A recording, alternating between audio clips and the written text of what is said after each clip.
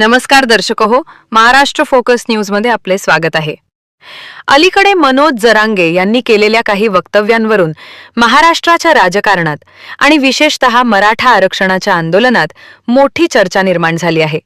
त्यांच्या 2 दिवसांपूर्वीच्या स्टेटमेंट्सकडे पाहिलं तर अनेकांना ती वक्तव्य अतिशयोक्तिपूर्ण, वल्गना करणारी आणि वास्तवापासून दूर वाटतात असा आरोप काही जण करत आहेत. कारण एकीकडे ते म्हणतात की मराठा समाजासाठी एक मजबूत यंत्रणा उभी करायची आहे, जी गोरगरीब लोकांच्या अडचणींना त्वरित मदत करेल. तर दुसरीकडे ते स्पष्ट सांगतात की त्यासाठी ना पक्ष काढायचा आहे ना संघटना उभी करायची आहे. इथेच सर्वात मोठा प्रश्न निर्माण होतो की संघटनात्मक रचना नसताना कोणती यंत्रणा उभी राहू शकते. कारण प्रत्यक्षात कोणतीही सामाजिक किंवा राजकीय यंत्रणा उभी करायची असेल तर त्यासाठी संघटनात्मक ढाचा, पदाधिकारी, स्थानिक पातळीवरील कार्यकर्ते, जिल्हा तालुका स्तरावरील संरचना आणि स्पष्ट जबाबदाऱ्या आवश्यक असतात. शिवबा संघटना उभारण्यात आली होती. तिचं पुढे काय झालं? त्या संघटनेतील कार्यकर्ते आज कुठे आहेत? अमोल खुणे, गणेश खुणे यांसारखे लोक आज काय करत आहेत? या प्रश्नांची उत्तरं अद्याप स्पष्ट दिली गेलेली नाहीत, असंही काहींचं म्हणणं आहे. त्यामुळे संघटना नको पण यंत्रणा उभी करणार ही भूमिका वास्तवात कशी शक्य आहे असा सवाल उपस्थित केला जातो. जर खरोखरच गोरगरिबांना मदत करायची असेल तर ती व्यवस्था गाव पातळीपासून उभी करावी लागते. पोलीस स्टेशनमध्ये अडचण आली, दवाखान्यात मदत लागली, शेतमालाला भाव मिळाला नाही, चोरी दरोडे झाले, खोटे गुन्हे दाखल झाले, शासकीय कार्यालयांमध्ये दलालांनी लोकांना अडवलं, अशा वेळी मदतीसाठी स्थानिक स्वयंसेवक, कायदेशीर सल्लागार आणि कार्यकर्त्यांचं जाळं तयार करावं लागतं. पण जर संघटनाच नसेल तर अशी यंत्रणा प्रत्यक्षात कशी चालेल हा प्रश्न उभा राहतो. दुसरीकडे मराठा आरक्षणाच्या मुद्द्यावर देखील मोठा गोंधळ असल्याचं बोललं जात आहे. सरकारने 10 लाख नोंदी आणि 12 लाख कुणबी प्रमाणपत्रांच्या बातम्या दिल्या असल्याचं सांगितलं जातं. पण विनोद पाटील यांनी काही मुलाखतींमध्ये या आकडेवारीवर प्रश्न उपस्थित केले आणि हे प्रमाणपत्र जुन्या नोंदींवर आधारित असल्याचा दावा केला. त्यामुळे समाजात संभ्रम निर्माण झाला आहे. जर खरंच लाखोंच्या संख्येने प्रमाणपत्र दिली गेली असतील तर त्याबाबत शासनाने स्पष्ट श्वेतपत्रिका का काढत नाही? उपसमितीच्या बैठकीत नेमके काय निर्णय झाले हे सार्वजनिकपणे का सांगितले जात नाही असा सवालही विचारला जात आहे. कारण जर न्यायालयात असा युक्तिवाद झाला की एका समाजाला आधीच वेगवेगळ्या मार्गांनी आरक्षणाचे लाभ मिळत आहेत तर वेगळं आरक्षण का द्यायचं असा प्रश्न निर्माण होऊ शकतो आणि त्यामुळे भविष्यात अनेक तरुणांच्या नोकऱ्यांवरही परिणाम होऊ शकतो. हे सर्व प्रश्न उपस्थित होत असताना काही समर्थक सोशल मीडियावर मराठा समाजाला 3-3 आरक्षणे मिळाल्याच्या पोस्ट शेअर करत आहेत, ज्यामुळे उलट समाजाचीच अडचण वाढू शकते असं काही विश्लेषकांचं मत आहे. त्याचबरोबर मनोज जरांगे यांच्या काही आधीच्या घोषणांचीही आठवण करून दिली जाते. आरक्षणाची विजय यात्रा निघेल नाहीतर माझी अंत्ययात्रा निघेल, 6 कोटी मराठे माझ्या मागे उभे राहा अशी विधानं मोठ्या जोशात करण्यात आली होती. पण आज जर समाजाला पुन्हा रस्त्यावर उतरून आमदारांना जाब विचारण्याचं आवाहन केलं जात असेल तर मग आधी केलेल्या घोषणांचं काय झालं असा प्रश्न विचारला जातो. काही जण असंही म्हणतात की जर एखाद्या नेत्यामागे कोट्यावधी लोकांचा पाठिंबा असेल तर त्याला वेगळं आंदोलन उभं करण्याची गरज नसते, तो स्वतःच सरकारवर दबाव निर्माण करू शकतो. मात्र प्रत्यक्षात परिस्थिती वेगळी दिसत असल्याचा आरोप केला जातो. याशिवाय मराठा समाजातील काही नेत्यांच्या सुरक्षेबाबत देखील चर्चा झाली आहे. काही जण म्हणतात की आमदार खासदार इतके बलाढ्य असतात की त्यांना वेगळी यंत्रणा उभी करून संरक्षण देण्याची गरज नसते. उलट सामान्य शेतकरी, गरीब नागरिक आणि अन्यायग्रस्त लोक यांना मदत करणं अधिक महत्त्वाचं आहे. काही कार्यकर्त्यांनी तर विशिष्ट व्यक्तींची नावं घेत जर सुरक्षा करायची असेल तर त्रिशूल पाटील किंवा रविराज साबळे यांसारख्या कार्यकर्त्यांची करा असंही म्हटलं. त्याचवेळी अजित पवार यांच्या मृत्यूबद्दल काही नेत्यांनी संशय व्यक्त केला असताना त्यावर फारशी चर्चा का झाली नाही असा प्रश्नही विचारला जातो. या सगळ्या घडामोडींमुळे मराठा समाजामध्ये संभ्रम आणि चर्चा दोन्ही वाढल्या आहेत. एकीकडे काही लोकांना वाटतं की आंदोलनामुळे समाजातील अनेक प्रश्न पुढे आले आणि सरकारवर दबाव निर्माण झाला, तर दुसरीकडे काही जणांचा आरोप आहे की दिशाभूल करणारे दावे, अस्पष्ट आकडेवारी आणि संघटनात्मक स्पष्टतेचा अभाव यामुळे समाजाची ऊर्जा चुकीच्या दिशेने वळवली जात आहे. परिणामी आज सर्वसामान्य मराठा समाजातील सुज्ञ लोक कायदेशीर मार्ग, अचूक माहिती आणि पारदर्शक नेतृत्व यांची मागणी करताना दिसत आहेत. भविष्यात जर या सर्व प्रश्नांची स्पष्ट उत्तरं मिळाली, आरक्षणाची खरी स्थिती, प्रमाणपत्रांची अचूक संख्या, संघटनेची रचना आणि आंदोलनाचा पुढचा रोडमॅप, तरच समाजामधील संभ्रम दूर होईल. अन्यथा चर्चा आणि वाद पुढेही सुरू राहतील. त्यामुळे येणाऱ्या काळात सत्य काय आहे हे स्पष्ट करणाऱ्या कागदपत्रांचा, बैठकींच्या नोंदींचा आणि कथित ऑडिओ क्लिप्सचा उल्लेख अनेक जण करत आहेत. आणि जर त्या गोष्टी खरोखर समोर आल्या तर महाराष्ट्राच्या राजकारणात मोठे राजकीय धक्के बसू शकतात, असंही काहींचं मत आहे. दरम्यान या संपूर्ण प्रकरणात सर्वात महत्त्वाचा मुद्दा म्हणजे समाजामध्ये निर्माण होत असलेली संभ्रमाची परिस्थिती. कारण एका बाजूला आरक्षणाचा प्रश्न सुटल्याचे किंवा लाखो प्रमाणपत्रे मिळाल्याचे दावे केले जात आहेत, तर दुसऱ्या बाजूला त्याच आकडेवारीवर अनेक जण प्रश्न उपस्थित करत आहेत. त्यामुळे सामान्य मराठा समाजातील तरुण, विद्यार्थी, शेतकरी आणि नोकरीच्या प्रतीक्षेत असलेले युवक यांना नेमकं सत्य काय आहे हे समजेनासं झालं आहे. अनेक ठिकाणी असेही बोलले जात आहे की आंदोलनाच्या काळात मोठ्या आश्वासनांचा वर्षाव करण्यात आला, परंतु त्याची अंमलबजावणी कितपत झाली याचा ठोस अहवाल अजूनही लोकांसमोर आलेला नाही. जर खरोखरच 2 कोटी लोक आरक्षणाच्या कक्षेत गेले असतील तर त्याची अधिकृत प्रक्रिया काय होती, कोणत्या मार्गाने ते प्रमाणपत्र मिळाले आणि अजून ज्यांना मिळाले नाही त्यांनी नेमके काय करावे याबद्दल स्पष्ट मार्गदर्शन का दिले जात नाही, असा सवाल उपस्थित होतो.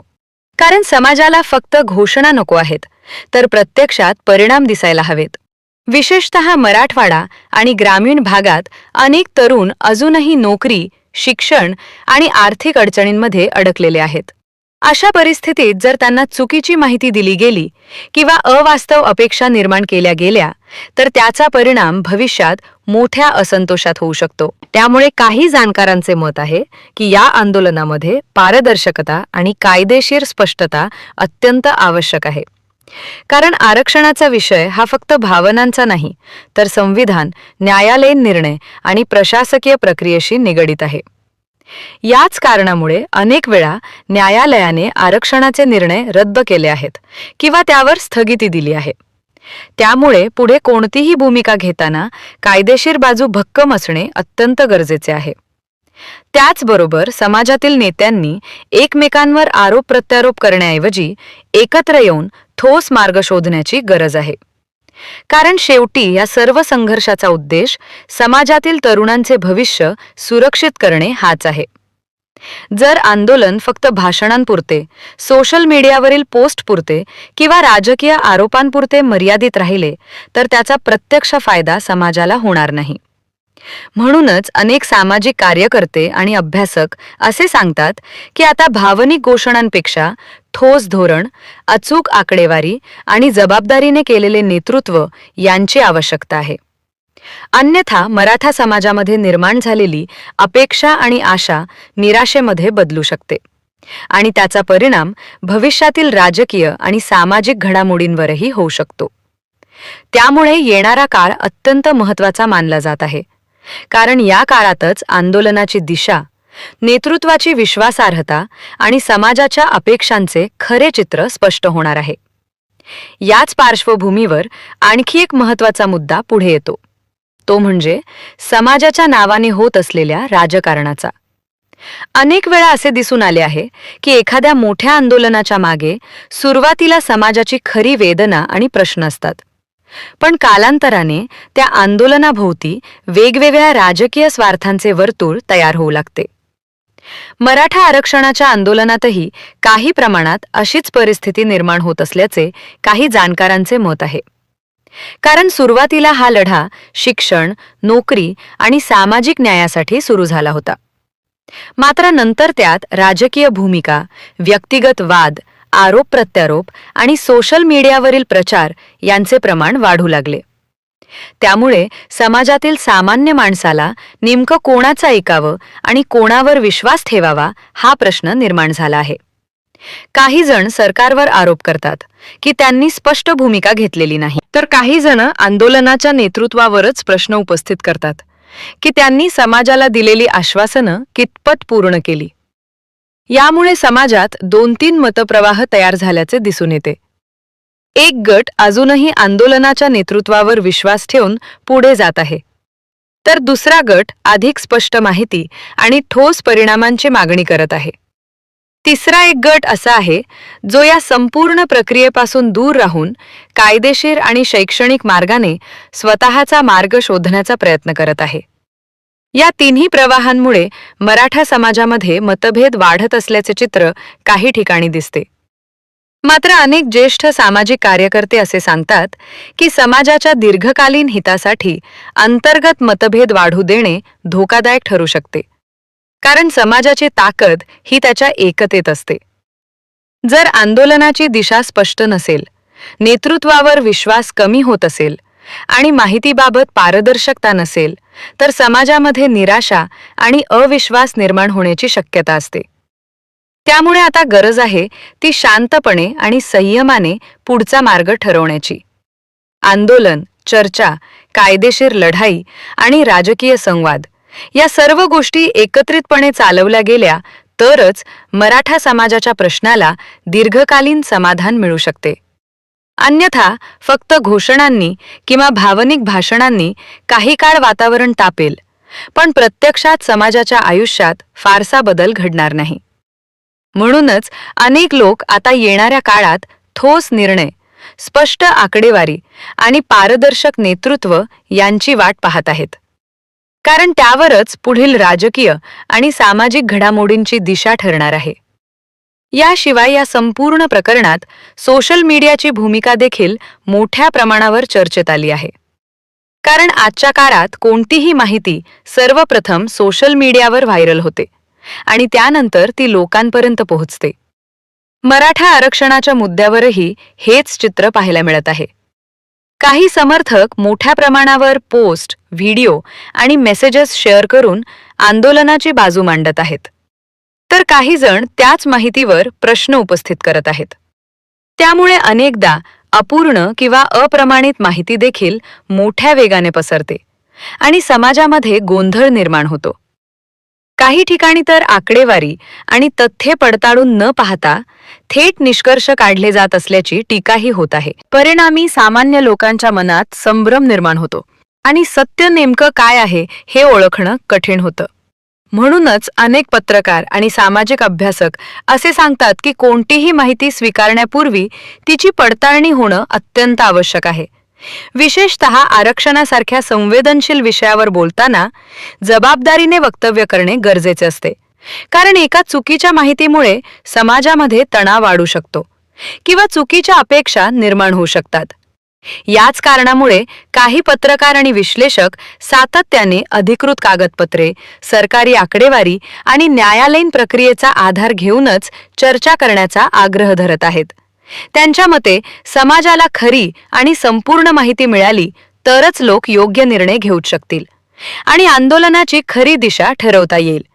त्यामुळे आता येणाऱ्या काळात सोशल मीडियावर होणाऱ्या चर्चांपेक्षा अधिकृत निवेदने, सरकारी अहवाल आणि न्यायालयीन निर्णय यांना अधिक महत्त्व मिळेल का, हा देखील एक महत्त्वाचा प्रश्न बनला आहे.